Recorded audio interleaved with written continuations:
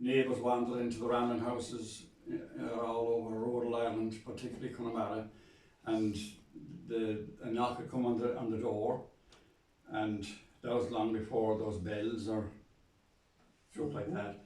So the neighbours knocking on the door and there'd be little kids in the house, the Gossoon. So the father said, go down Gossoon and let them in. Admission here is free. You are welcome to the Ramlin house to meet the Shanachie. You. And that would be how to shut up. Right. And Maureen, you were going to tell us a little bit about your father and your mother, and your father going to the United States to work, and then how your family ended up moving over there. Okay. Yeah, well, my father went many rounds to the States, but he's from Kilkelly, and County Mayo, is it? County Mayo, yeah, and he was one of the first drivers. He used to drive I don't know, it was a truck or a van, and deliver around Mayo before he went to the States in his early 20s. He was driving a truck and delivering around Mayo. What year do you think it was around when he first went? My father also knew how to swim, which surprised me.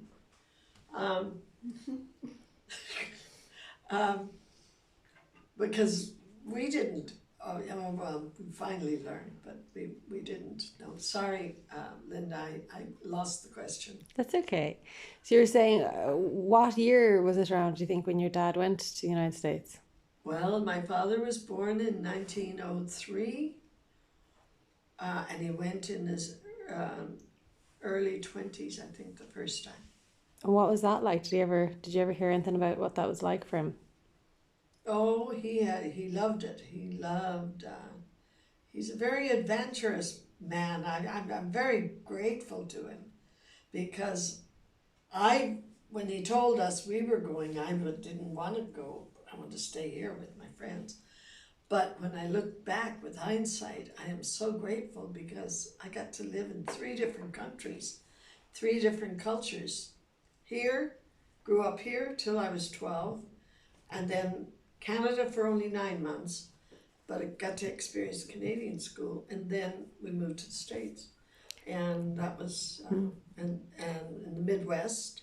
I was very aware then that I was far away from the ocean, because we grew up in Dublin and the ocean was out the road, a couple of miles, and I was always near the ocean. And then when we went to Canada, I was near lakes. There wasn't any ocean around Toronto. Mm-hmm. And you said your dad went to America probably around was it during the Depression that he was over there? Yeah, he worked during the Depression in New York.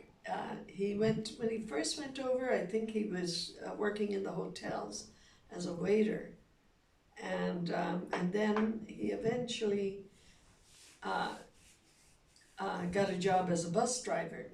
And then he moved to the buses, and every place he'd get a job, everybody else, all my friends over there, the stories I'd hear from them about the Depression were always negative stories and sad about fears about money and everything, but I never got any of that from my father.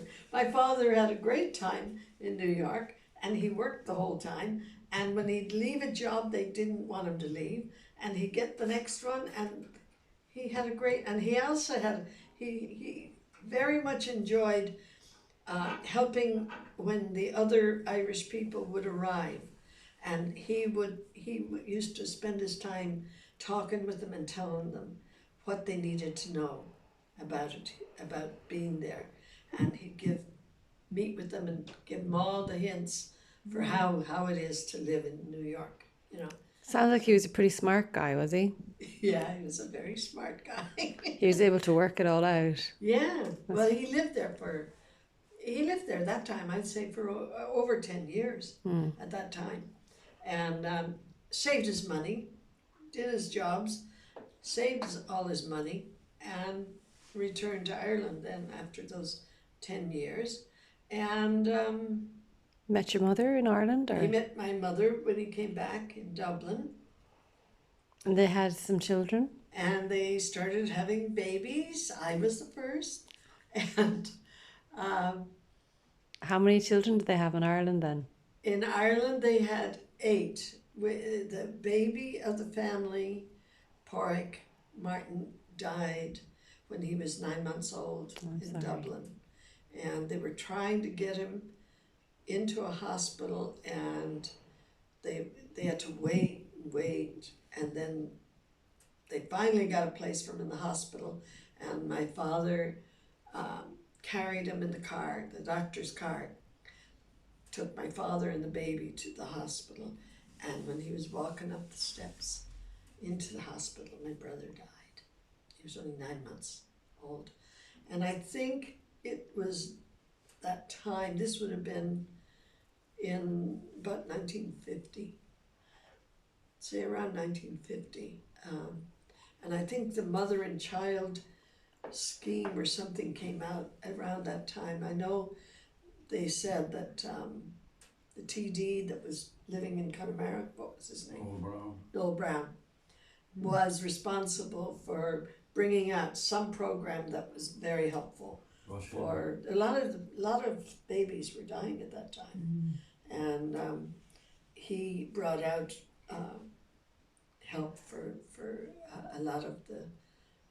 He saw the need and he set up a program which helped, so that I don't think as many deaths were happening after that, after Noel Brown set up some program at that time to take care of the situation. But that was, they were heading sooner,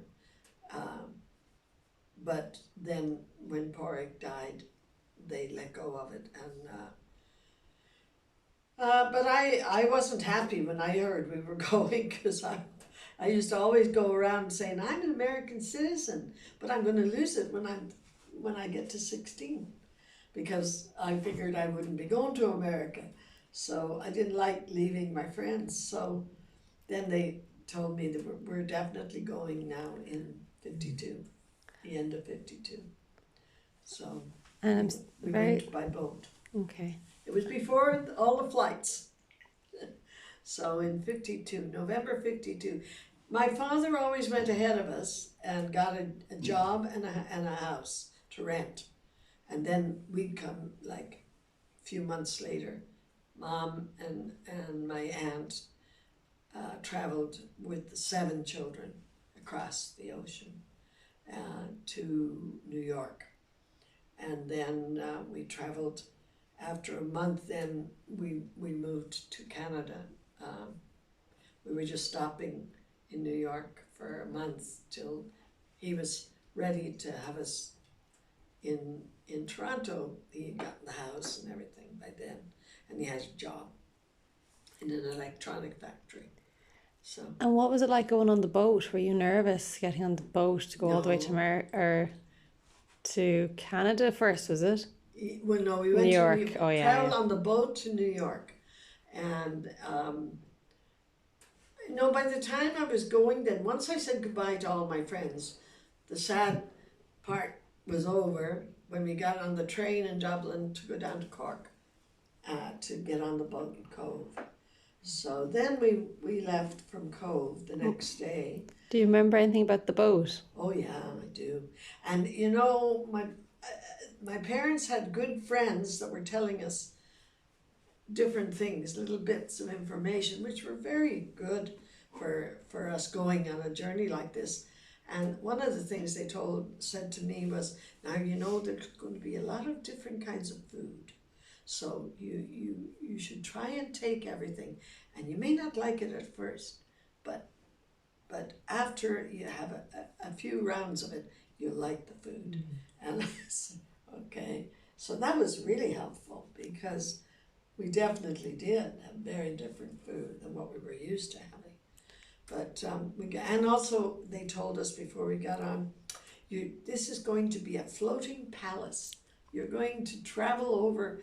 The boat is like a floating palace. It's beautiful, and there's a lot of things to do on the boat. It was you know what it was? It was like the cruises now, you know. I got to have that cruise when I was 12. I mean, that's how fancy it was. All kinds of beautiful food and bingo every night in an area, and then they had music and they had films. Other nights, Oh, was it mostly people moving over to America, emigrating? yes, yeah, I'd say most of them at that stage. Yeah, this was 1952. So was there a sense of excitement among all the passengers? Yes, there was, except when we got on the boat, and when the boat was taken off, and we were looking back. But that was the sad moment when we were on the boat. And I don't know how I always seem to be around the adults, because I remember standing on the boat looking back at the land and looking at the land, and I said very strongly, I said, I'll be back. They told me I could come back in 2 years for Antostal. The Antostal was starting up then in Dublin. And they told me What was on Toastal? it was a festival in the early 50s. I'd have to look it up myself to know what it was, because I didn't get back in 2 years like they told me I would. So What do you think your mother thought about leaving? my mother was resigned and happy, because she was holding off because she didn't want to leave her mother. But her mother had 2 rounds of illness by this time, and she knew that she wasn't going to be around for very long. She finally resigned. I have to do what my husband wants. And what was life in Dublin like before you left? Dublin was Where did you live? And we lived in like I said, well, we lived in many different places in Dublin, because my father, when he returned, he bought a shop. He saved all his money during the Depression, and he saved up and had the money to buy a shop in Dublin. Anybody that's been to the games in Croke Park, our shop was on Dorset Street on the way from the train to Croke Park. what did you sell? It was a newspaper tobacco agency, and it was so the newspapers and sweets and things like that, and everybody would stop in and pick up their sweets for going to the games. And I was working in the shop when I was very young. They had a stool for me, and they put it near the cash register, and I'd stand on the stool and they'd send everybody to me that was on the Sunday morning with the Sunday papers, and I knew how much the papers were, and then I'd have to ring it up and put it in and give them change. But I was so little, the register was up high, and I was on a stool like this, standing, and I was probably only around 6 at that time, and handing the change out to the people. And